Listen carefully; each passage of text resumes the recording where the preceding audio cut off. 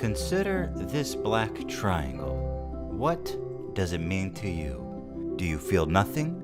Then perhaps it is your fault for not thinking deeply enough. Now, consider this black square. How about these 3 black squares? Wow, you really don't feel anything? You must be really shallow. Well, how about this sculpture of a giant piece of human feces? Surely that must resonate within the walls of your every being. Has this great art not stirred your soul? Well, it's in a museum, so it must be important, right? Nope, it's just modern art. I don't like modern art. I don't like abstract art. Controversial opinion, I know. I've always believed that modern art has always been a terrible stain on human culture. Modern art, or conceptual art, isn't art at all. Bro, there's some work like that is insanely expensive. Yeah. And it's just splatters. And you're like, what is this? It's one big circle jerk of pretentious twats trying to make themselves look sophisticated by ascribing meaning to something that's completely meaningless. They buy this crap art that is like this modern art that, you know. Yeah. So this is the most expensive works of art. Oh, look at this one. How much is that piece of shit? Bro, that's something my daughter would have done when she was 4. Modern art was created in 1960 by the greatest artist that ever lived, Jackson Pollock. Pollock believed that art was just a bit of a goof, and that artists have been trying too hard. And, you know, it's interesting that there's real evidence now the CIA was involved in Jackson Pollock. Oh, yeah. You know that, right? Which makes sense, because those paintings were terrible. I am curious. Let me see someone who defends Jackson Pollock. It's just, they literally just don't have the ability to not be pretentious douchebags. In my previous pragerU video, Why is Modern Art So Bad?, I chronicled how art began to decline, beginning from about the 1860s, when aesthetic standards were gradually abandoned. Tour of Portland Art Gallery. It really makes you feel like a dumb asshole. Is this part of the exhibit, or did someone leave their toy here, like a kid? I can't tell. But with each new generation, standards declined until there were no standards. All that was left was personal expression.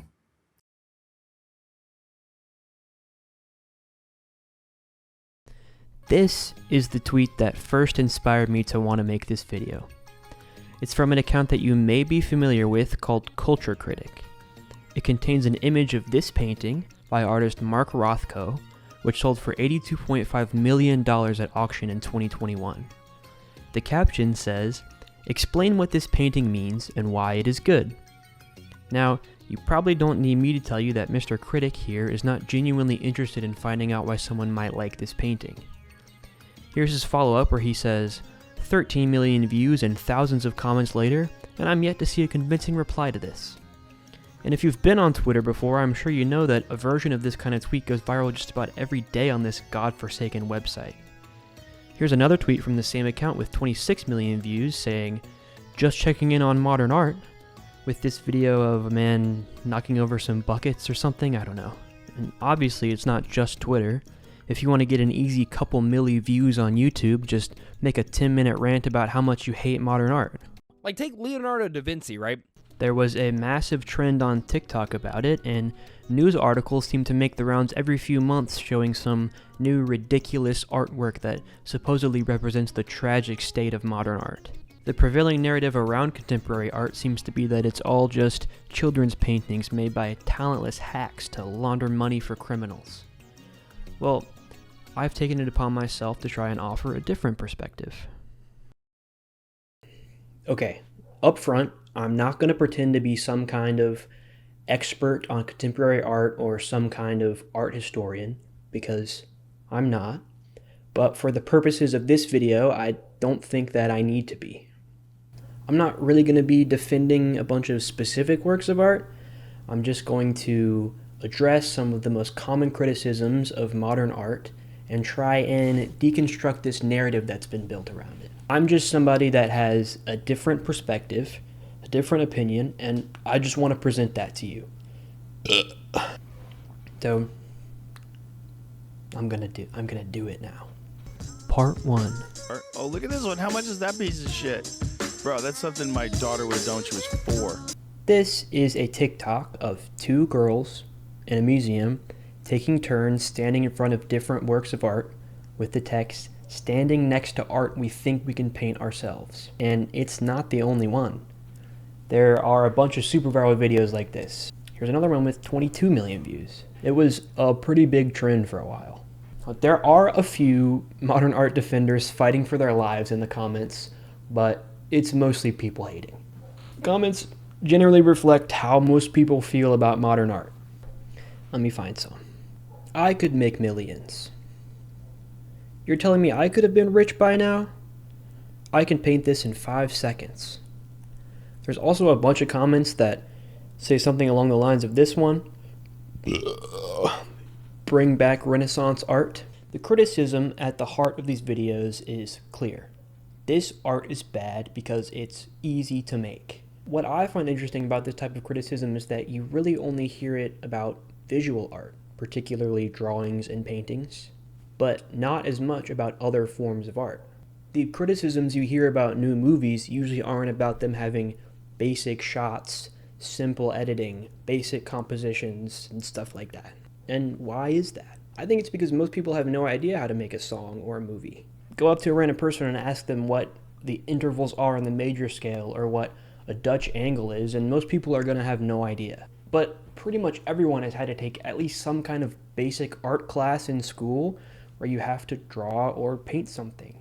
And that does give you a little bit of insight into that process. And so it's easy to look at a simple painting and say, well, I could have done that. Where's my millions? But when that same person listens to a song or watches a movie, they have very little gauge about how difficult it might have been to make compared to other songs or movies. And so their only criteria for judging it is how much they like it, how much they enjoyed experiencing that art. But with a painting, there is an extra criteria for what constitutes good art, for what makes it deserving of success. From here on out, I'm going to refer to this criteria as technical ability. And in the same way that modern art is criticized for lacking it, the great art of the past is often praised for containing it. This Twitter thread, by our good friend Culture Critic, contains some of these great historic artworks. The title of this thread is "The Most Astonishingly Lifelike Sculptures Ever Produced," and it has 11.6 million views. And those are Elon views, so it's probably more like 5 million, but that's still a lot, right? Now, the first thing I want to address about this thread is that the caption is just wrong. These are not the most lifelike sculptures ever created. As you know, humans have been making art for a long time. And over that time, we have gotten technically much, much better at it. That's why cave paintings look like cave paintings even though they had literally nothing but time. As humans, we collectively get better at things over time. The same thing happens in sports, right? LeBron James is much better at basketball than Wilt Chamberlain, even though they both dominated their respective eras of the sport. The woman who carved Venus of Willendorf is like the Wilt Chamberlain of sculpture. She was just working with the knowledge and skills we had at the time. Here is a little timeline I made for a school project that I'm just recycling for this video because I'm lazy. And this is so oversimplified, but it gets the point across, right? Our ability to make lifelike sculpture has increased a lot over time. Note, in particular, how much better sculpture got between 500 BC and 1500 AD. That's only like 2,000 years. All this is to say that this thread from Culture Critic has sculptures from as recent as 1884 and as early as 300 BC. That's an over 2,000 year gap. The level of realism is all over the place in this thread. And sculptors have come a long way, even from the most recent sculpture in this thread. Here is some more recent hyper-realistic sculpture from Dwayne Hansen. It's not as sexy as the Renaissance stuff, but it's much more lifelike. The point that Mr. Critic is trying to make is the same one that was being made in those TikToks from earlier. This art is good because it's hard to make. For him, the evidence of these works being great, being worthy of their reputation as historic masterpieces, is in their technical prowess. They're great simply because they're the most astonishingly lifelike sculptures ever created. And they're not. But that doesn't mean there aren't other reasons why these sculptures are remembered and celebrated to this day. To bring this idea into the world of music, something I'm a little bit more familiar with, this is a live video of undeniably one of the greatest guitarists of all time, Jimi Hendrix, playing guitar in 1969.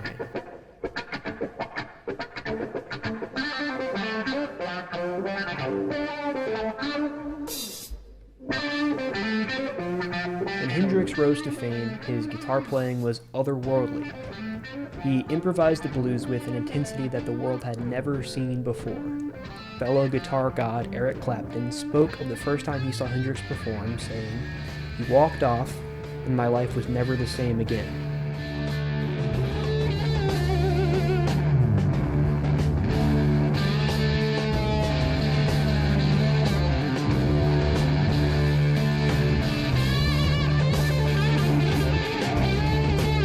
And this is a random video I found of an 8-year-old girl.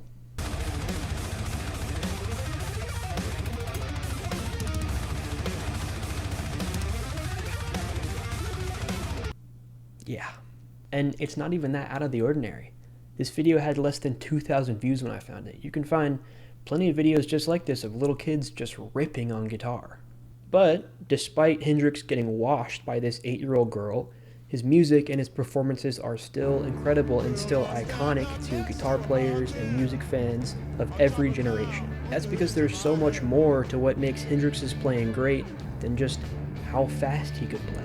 And to narrow your understanding of Hendrix to this one small aspect of his playing is doing a huge disservice to his artistry. This same concept applies to the sculptures in this tweet. While they might not be the peak of realism in sculpture anymore, they continue to influence artists and culture centuries later, not because of their technical prowess, but because of everything else besides that.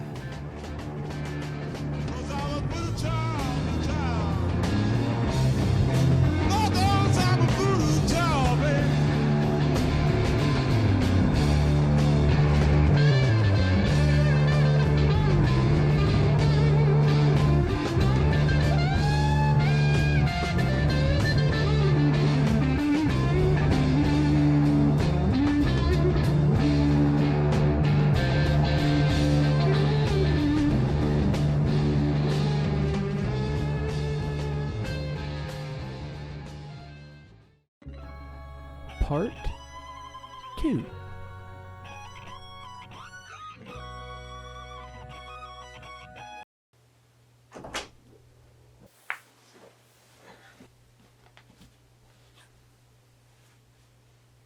Here is another thread from Culture Critic. "Why did we stop?" he says, above a collage of more statues, most of which are the same ones from that thread from earlier. Getting kind of lazy, bro. I think what he's asking here is, why did we stop making statues like these? In this style. Whatever style he thinks this assortment of sculptures represents. Well, for one, we didn't. Luckily for me, you can scroll down on this very tweet and see replies of people posting modern day artists making sculpture in this style. And in general, you can find modern day devotees of just about any old style of art who dedicate their lives to making art in an older tradition. I always think of those guys who still make rockabilly music. I'm pretty sure Drake Bell was doing that for a while. No hate to those guys, I just don't know why you pick rockabilly of all the genres of music in the world. But yes, this kind of sculpture is far less common now because it's an old style. It's obvious why Mozart isn't pulling the same streaming numbers as Kendrick Lamar. Times change, culture evolves, people want art that reflects their lives. But, ironically, a big part of the reason that these older styles of music suffer is a direct result of this narrative about art being in decline. There are plenty of artists working today who still sculpt in the classical style, but the people making this type of criticism aren't actually interested in seeking out and supporting any of these artists. The same thing happens in music. We all know that the boomers who complain about older genres of music being so much better aren't actually looking for new artists in these genres. Except, For music, this perspective is mostly relegated to older people who still listen to music from when they were kids and they weren't 40 years into an unhappy marriage. But in visual art, this sentiment is widespread across generations. All of those hundreds of thousands of comments on those TikToks from earlier were all from young people. Also, this is a side note, but all of those old sculptures from earlier that we were talking about were actually painted. So in their time, when they were originally displayed, people were walking around looking at them all day, they would have looked something more like this. Changes things, doesn't it?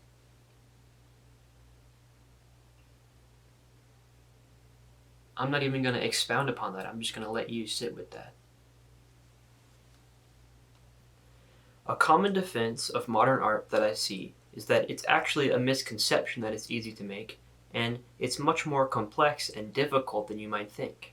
People who are defending modern art will often say that Jackson Pollock didn't make his paintings just by splattering paint randomly on the canvas, but by meticulously dripping each drop one by one. I've seen other people point to this Barnett Newman painting that was vandalized and was deemed too difficult to be restored, despite being mostly just one solid color. In this Vox video about all-white paintings, Elizabeth Sherman, assistant curator at the Whitney Museum in New York, makes this same argument. It isn't really a pure thing. White is always tinted in some way. Paint is made up of a variety of pigments. If you've ever painted the walls of your house, you know how many different whites there are to choose from, and maybe if you only look at one, it looks like pure white, but when you hold them up in an array, you can see the subtle differences. It's blue, it's green, it's purple, it's warm, it's cold. And when you get close, not too close, there's a lot going on here. Lines, texture, patterns, even color. There are a lot of subtle intricacies that make it more than just a white canvas. She basically says that these paintings are actually a lot harder to make and much more complicated than you might think just by looking at them. And she's probably right. But I don't really like that argument. I don't think it gets to the heart of the problem. This is a song by Bob Dylan called Blowin' in the Wind. And I promise this is the last time I'm going to do this. We're gonna sing Blowin' in the Wind. How many roads must a man Most of the song is just 3 chords. 3 of the very first chords you will ever learn on the guitar. The original recording is rudimental, just voice and guitar, and the sound quality is poor by today's standards. The singing is out of tune and shouty, the guitar playing is basic, and the language is simple and straightforward. Dylan didn't spend days poring over the lyrics. He claims to have written the song in about 10 minutes when he was just 20 years old. And despite all of that, it's great. It's incredible. It's one of the best songs ever written, in my opinion. The lyrics are timeless, the melody is moving, the recording is raw and intimate. It doesn't matter that it's about as simple as a song can possibly be. In fact, that's part of what makes it great.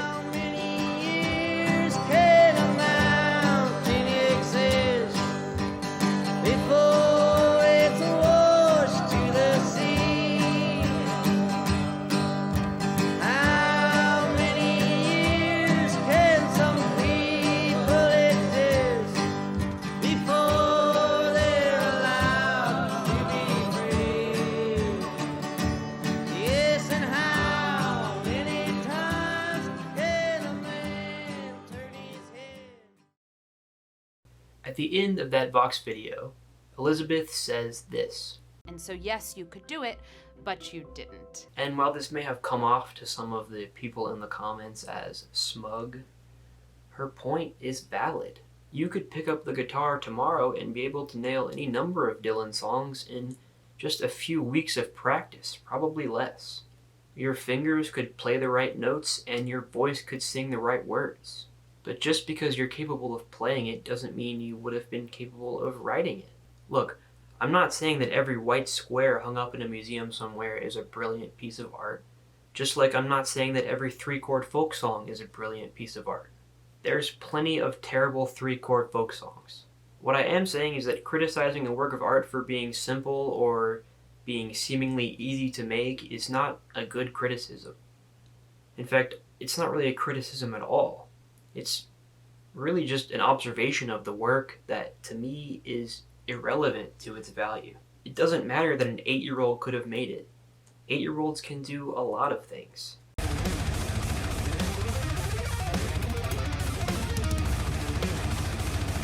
What matters is how it makes you feel. And if you feel nothing staring face to face with a pure white canvas, that's fine.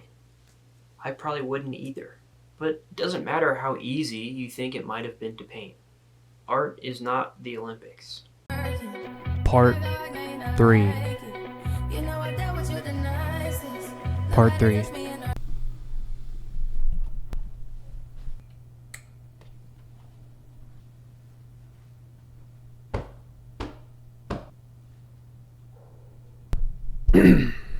Another criticism of modern art that I see a lot is that you can only understand it if you know about its deeper meaning. And if you can't enjoy it just by seeing it, then it's not good art. And I agree with the latter statement to an extent, but additional information about a work of art helping you to appreciate it is actually pretty common and is often a big part of people's admiration for art. Ask any Gen Xer or Boomer about Tears in Heaven by Eric Clapton, and they'll tell you the heartbreaking backstory about his 4-year-old son who died after falling out the window of his New York City apartment. Ask any Pink Floyd fan about Wish You Were Here, and they'll tell you about former band member Syd Barrett, who left the band after suffering a mental breakdown and was never the same again. Wake Me Up When September Ends is famously about the passing of Billy Joe's father. Back in Black by AC/DC is a tribute to late singer Bon Scott, and so on and so forth. Those are just a few examples of famous, well-known backstories to beloved songs, and there are a ton more just like it. There are tons of listicles and Watch Mojo style top 10 videos about these. Top 10 songs with the saddest backstories. 10 wild stories behind famous songs. Songs with amazing backstories. And there's the same thing for movies too. 10 well-known movies with bizarre backstories. 10 movie scenes with disturbing backstories. Top 10 horror movies with disturbing backstories. Top 10 movie villains with the saddest backstories. We like these for the same reasons that we like watching behind-the-scenes videos, documentaries, artist interviews, etc. The reason that musical biopics are so popular, so popular, is because they take an artist's songs and recontextualize them within the narrative of that artist's life, bringing them a whole new meaning. This has worked for me. I didn't really care about I'm Still Standing by Elton John until I saw his biopic, Rocket Man, and now it's one of my favorite songs of his. This is something that we completely accept when it comes to music and movies, but for art, it's suddenly a bad thing. A backstory or additional information about a work of art can't make you like it. There has to be some kind of initial feeling that sparks your interest, but it can certainly enhance your enjoyment and understanding of something that you already like. I'll give you an example of a time that this happened to me with a painting. I guess I will talk about art in the video about art. This is a painting that you've probably seen before by American painter Andrew Wyeth. I've always liked this painting despite not knowing anything about it, and I'm not the only one. It's incredibly popular. It just has a magnetism that draws you in. The way that the houses are so tiny high up on the hill, the way that the girl is leaning, looking up at them, the hazy yellowish tint to the whole thing, it feels like I'm looking directly at a childhood memory or something. What made me want to look into this painting more was seeing the name for the first time. Christina's World. To me, this painting was always kind of mysterious, but if the girl has a name, I thought maybe there's more to it. And it turns out there is. Christina was a real person, Anna Christina Olsen, who was one of the artist's neighbors that he often used as subjects for his paintings around this time. Anna had a degenerative muscular disorder that left her paraplegic. Despite this, she refused to use a wheelchair and would drag herself around just using her upper body. That's why she's leaning in that peculiar way in the painting. Wyeth described her as limited physically but by no means spiritually, and said this about making the painting. The challenge to me was to do justice to her extraordinary conquest of a life, which most people would consider hopeless. I liked this painting before, but now I'm even more enamored by it, and I never would have looked up that information if I didn't already like the way that it looks.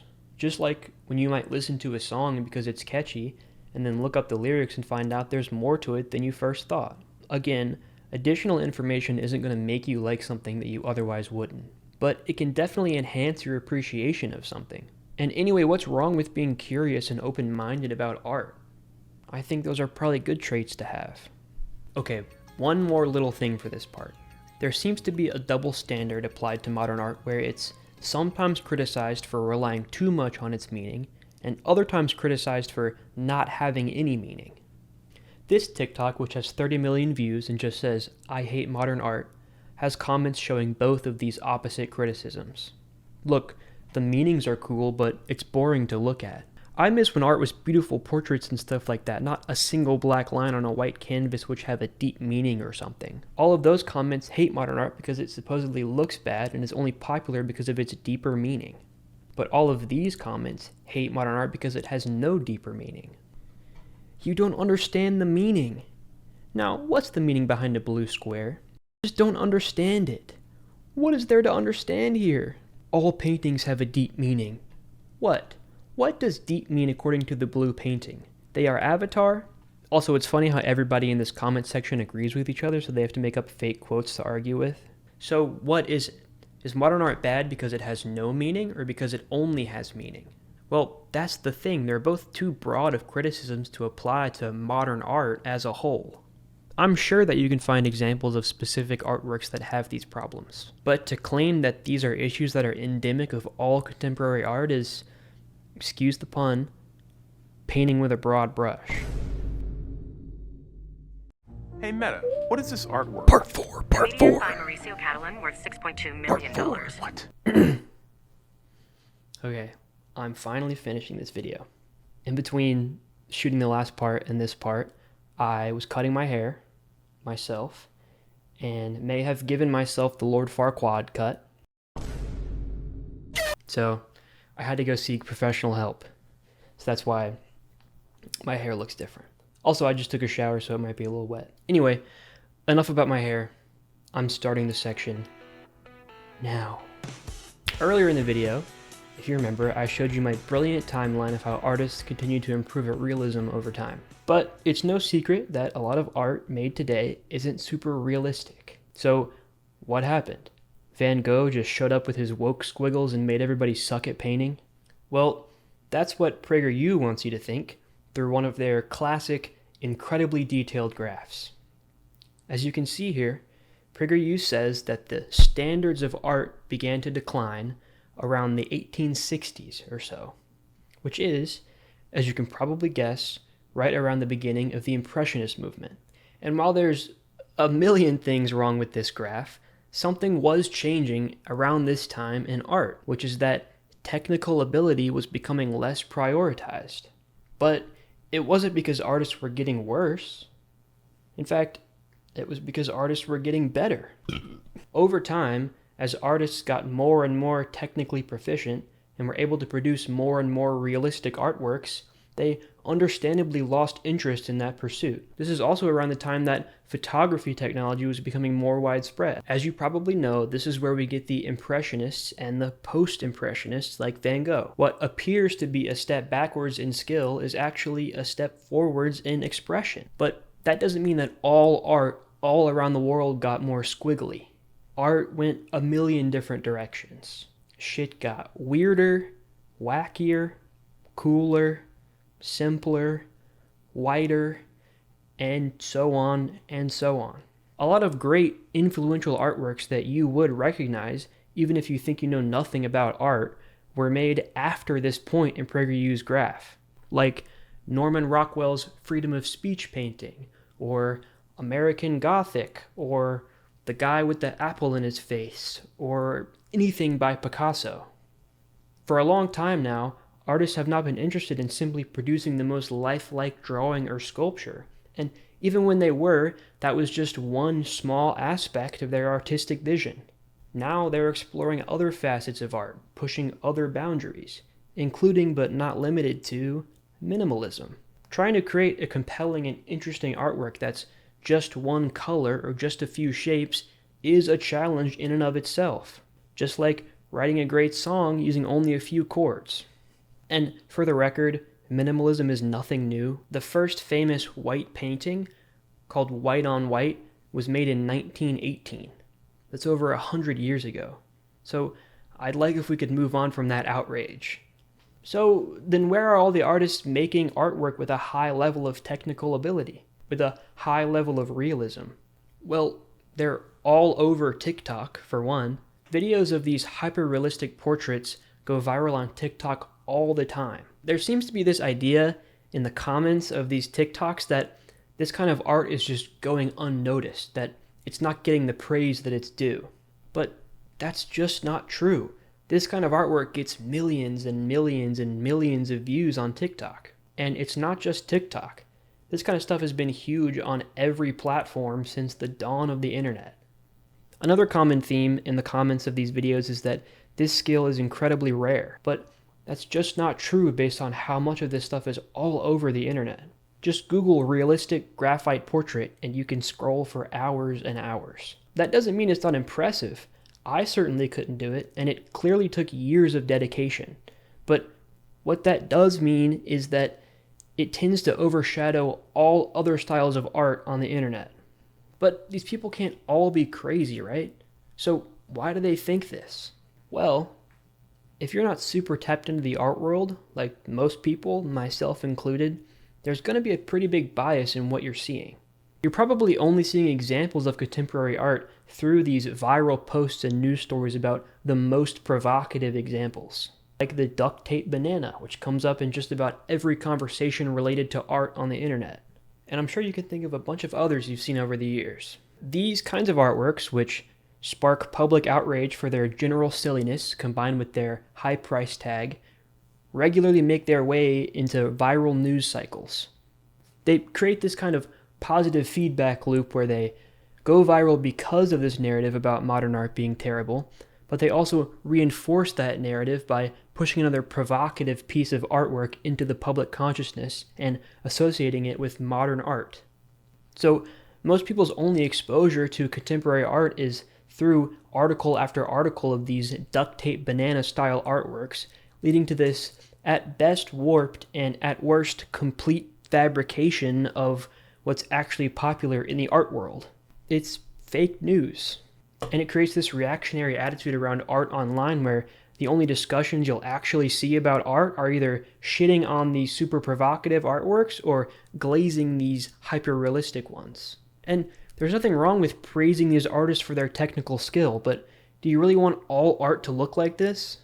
Do you really want every museum and exhibition in the world to just be 100 graphite portraits of Walter White? Would you want all music to sound like this?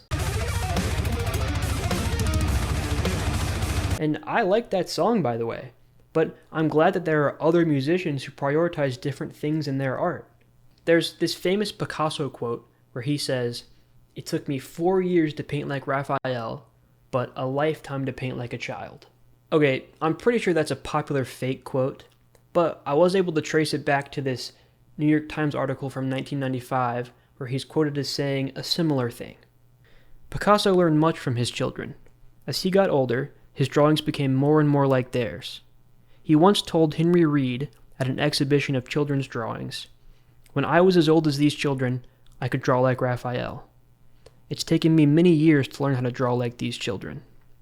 Now, not every artist's objective is to draw like a child, but that's exactly the point. Finding your unique style and voice as an artist and using that to create a true work of self-expression is like the whole thing. I'm not saying that drawing like this isn't hard. It definitely is. But you know what else is hard? Creating a great work of art. Period.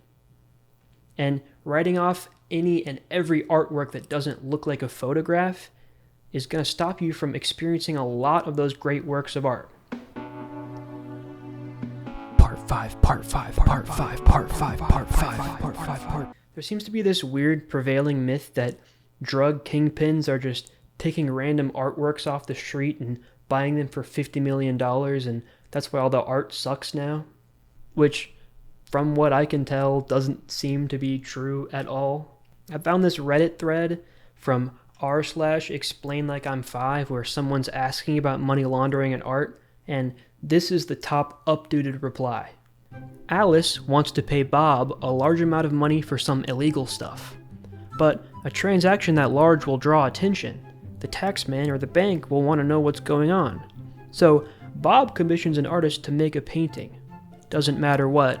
And Alice buys the painting from Bob for a large amount of money. And because a painting can cost whatever you say it costs, it's hard to prove there was anything illegal going on. Now, technically, you can buy a painting for whatever price you want, I guess. But the taxman still needs to know where Bob got the money. That's what the IRS would need to know, how you made the money. Look, there is money laundering done through art, and there are much better places to find out about that than my YouTube channel. But from what I can tell, it's done through already incredibly expensive artworks that are like pieces of history, right? Not random art off the street or whatever. I was going back and forth on if I should even talk about this, since it mostly seems like a way for people to rationalize why they feel this way about modern art. It's the same thing that people who don't like modern music say about the music industry, right? That all the music sucks now because it's all controlled by big money record labels, as if it hasn't always been that way, and it wasn't worse before. That's pretty much the beginning and end of my take on this. It's cope. It's easy confirmation bias that keeps you from investigating why you might feel this way about art. My main frustration with this money laundering myth is that it makes people think that there's no good art out there, that all the art on display around the world is just random bullshit put up by rich people, when the majority of art in exhibitions is put up by local artists and local curators who are just following their passions. Starving artists, right? And these are the people that are most hurt by this narrative. Remember that Moist Critical clip from the montage at the very beginning of this video where he's shitting on some random art? Tour of Portland Art Gallery. It really makes you feel like a dumb asshole. Is this part of the exhibit or did someone leave their toy here, like a kid? I can't tell. Well, the video he's reacting to is a video made by a local media company featuring art from local artists at a local gallery, which has, as of recording this video, 3,000 views. And that's after it's been visited by Charlie's fans who left some very nice comments.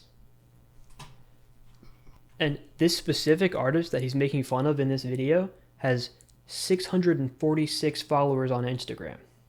It's no wonder that so many of the great artists of the past weren't discovered until after their death, because this narrative around modern art has actually been around for a long time. It's nothing new. And you might know a certain Austrian painter who felt the same way. Part 6. When the Nazis came to power in 1933, yes, we're doing this, they began a process of the Nazification of society that they called Gleichschaltung. Gleichschaltung. Called the Gleichschaltungsprozess. Thanks, bro. It's a German word meaning coordination or synchronization. It was the process by which Adolf Hitler and the Nazi Party successfully established a system of totalitarian control and coordination over all aspects of German society and societies occupied by Nazi Germany. That definition comes from the Ultimate Pop Culture Wiki. It was a three-pronged approach: political, social, and cultural.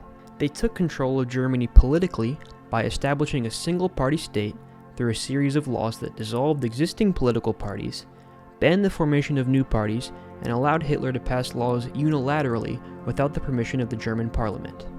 All Jews and political opponents of Nazis were banned from civil service. This included government positions at all levels and judges, teachers, professors, and lawyers. All existing labor unions were dissolved and replaced by a single, Nazi-controlled union which prioritized national economic growth instead of workers' rights. They took control of Germany socially by making Hitler Youth the only legal youth group in Germany, eventually making participation mandatory for all German children. Every sports organization, from national associations to local teams and clubs, were brought under Nazi control. All voluntary groups of all kinds, at all levels, were Nazi-run, from choirs and orchestras to chess and book clubs. Even vacations and social outings like concerts were provided through a Nazi organization. This, however, was not enough for the Nazis. In order to completely control the German populace, they felt that they needed to control the music, art, film, and literature that people were exposed to. So, in 1933, the Reich Culture Chamber was established, led by Minister of Propaganda Joseph Goebbels. It aimed to regulate what works of art would be allowed to proliferate in Nazi Germany. Hitler began speaking out against what he called degenerate art. He claimed that modern art contained Jewish and communist influences that sought to weaken German society and wanted to ban these kinds of works completely. And, in case you're wondering, there was such thing as degenerate music as well. This included atonal music and works by Jewish composers, many of whom ended up in exile or in concentration camps.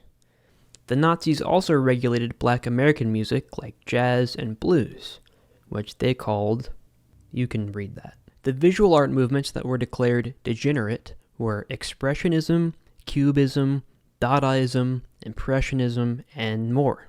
This included, but was not limited to, works by Edvard Munch, Henri Matisse, Pablo Picasso, and Van Gogh, some of whose works were confiscated and eventually sold to fund the war effort. Avant-garde German artists were declared enemies of the state. Some avoided conflict by changing their art style to one that was acceptable by the Nazis, but many fled the country and went into exile. Some even committed suicide. You remember Mark Rothko, the guy who made the painting from the very beginning of the video? Well, his real name was Marcus Rothkowitz. Around 1940, he started abbreviating his name as Mark Rothko, for obvious reasons. He picked Rothko not because it sounded cool, but because he thought Roth to be too recognizably Jewish. At first, small exhibitions were put on by local officials to display degenerate art in what was called chambers of horrors, or exhibitions of shame. But what art was considered degenerate was still somewhat murky and had to be interpreted by local curators.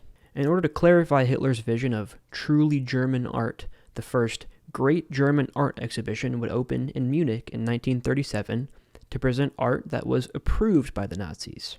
Hitler's vision for the new German art was modeled after, you guessed it, classical Greek and Roman art.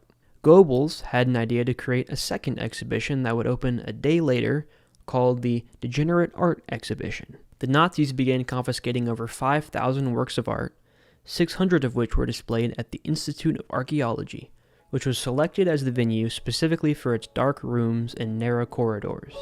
Surrounding the displayed works were scornful slogans scrawled across the wall. Nature as seen by sick minds.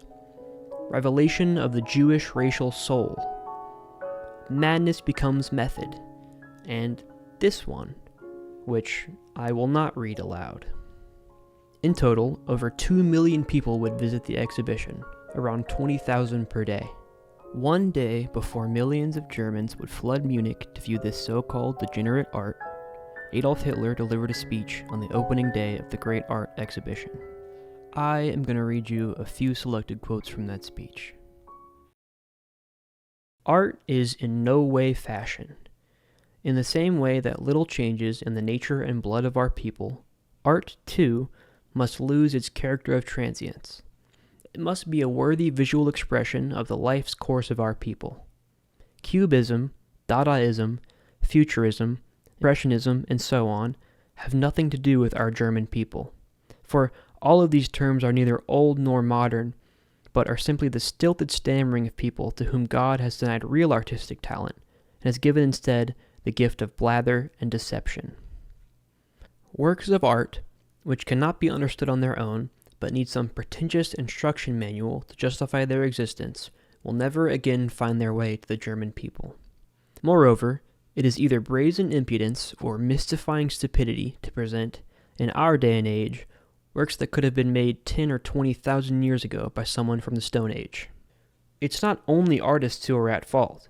It is equally the fault of the so-called art community, the museum heads, gallery owners, and the critics who encourage and financially enable the production of this rubbish. It is they who champion graffiti and call it genius, promote the scatological and call it meaningful. It is they who, in reality, are the naked emperors of art. Okay, so I tricked you a little bit. That last paragraph is actually from a YouTube video called Why is Modern Art So Bad? By American conservative YouTube channel and media organization pragerU. But all the rest was actually from Hitler. You see, fascists have a vested interest in spreading narratives about cultural degeneration. It is their primary mission to convince you that your society is destabilizing. They use art as one vector to do this. They point to new and challenging forms of art and claim that this is a sign of culture in decline. They pin the blame for this supposed cultural degeneration on marginalized groups, whether that be black people, gay and trans people, or Jewish people. And if you've made it this far in the video, I don't think I need to tell you how the modern far right does this exact same thing. So let's deconstruct a little bit of culture. So there's this video that went out.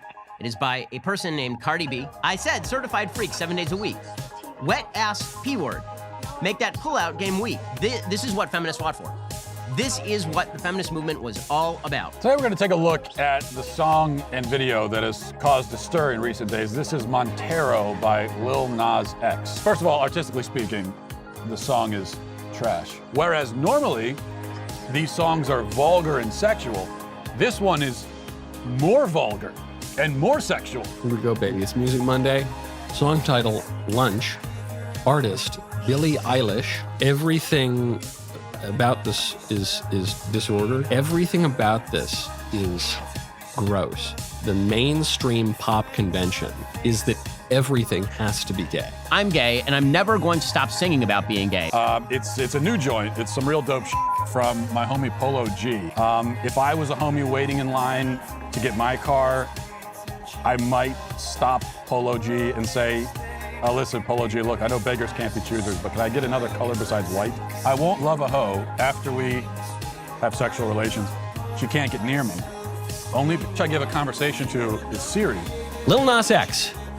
You remember Lil Nas X here. And so anyway, now he's released this album, and it is exactly as blasphemous as you might imagine. Ancient pagan cults, or when we read about the Israelites in the desert turning away from God and worshiping a golden calf. He's got this sex collar around his neck, because what he's saying is, I'm basically a slave to sex. This angel of light is a demon. I feel like what Christians don't do is prance around in garb of the opposite sex and then portray themselves as Jesus on the cross in back-to-back shots. So today we're going to do something we haven't done in a while, and that's a rap review. It's listed on YouTube as YBN Namir Apostapa feat 21 Savage. He called them, if I heard correctly, he called them pancake-ass N-words. You know, I'm not sure what that means. I assume it isn't good. You pancake-ass fool.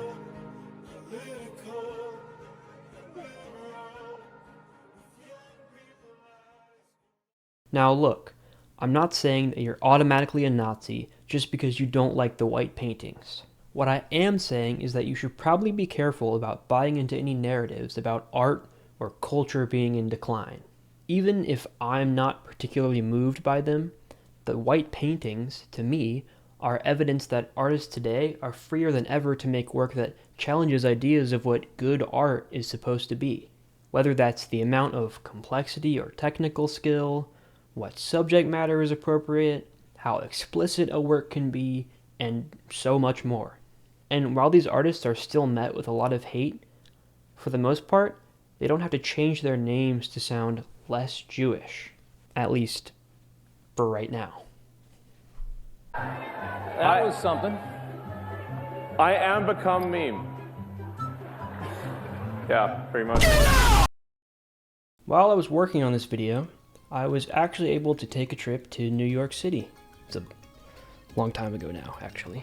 And I was able to stop by the MoMA, the Museum of Modern Art. When they say modern art, they're talking about the historical art movements that make up the modern era. So they have works ranging from the 1880s up to the present day. The higher the floor, the older the work, so the bottom floors had a bunch of new stuff. Again, I'm not like super tapped into the art world, so I just went in with an open mind. And of course there were some things I didn't like Google Maps pin, gift of Google.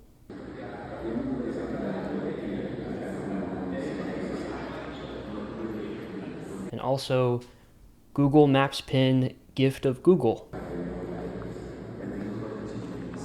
There were 2 of them in the same room. I also wasn't a big fan of white t-shirt, which was a t-shirt from the Hanes company. Look, I get it. You gotta pay the bills. That prime NYC real estate can't be cheap. And anyway, there was lots of cool stuff too. I was particularly moved by this exhibition by LaToya Ruby Frazier called The Last Cruise, which tells the story of the fight between union workers and General Motors, who randomly shut down their plant in Ohio, which was the last plant that manufactured the Chevy Cruze. That's why it's called The Last Cruise. They had all of these interviews with the workers and their families put up on this big display, basically talking about how GM unfairly broke their contract, their fight to keep the plant running, how some of the workers had to split up their families because they had to move hours and hours away just to keep their jobs. It was honestly really heavy stuff. I was genuinely tearing up and having to stop myself from crying while reading their testimonies, but then I remembered the Google Maps pin and my tears dried right up. Anyway, I went to some of the upper floors and saw some of the historical artworks, which were really cool to see in person.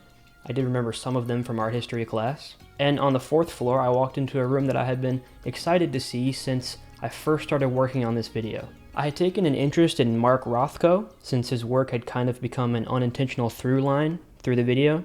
For whatever reason, his paintings seemed to inspire this particular hatred from Twitter freaks. When I looked on their website and saw that they had some of his paintings up on permanent display, I decided I would go and see them and see what all the hype was really about, or if the haters were right. I read online that his paintings are supposed to be seen in person and up close so that the colors can fully envelop you, and I wanted to do it right. So I walked up to one of the paintings, centered myself with it, and slowly stepped closer and closer until the edges of the canvas met the edges of my vision, until my field of view was filled completely by the colors and the textures of the paint. And I bet I know what you're wondering. Did it work? Did it click like it's supposed to? Well, I'm not gonna tell you. What? The whole point of the video is you're supposed to think for yourself. You pancake-ass fool.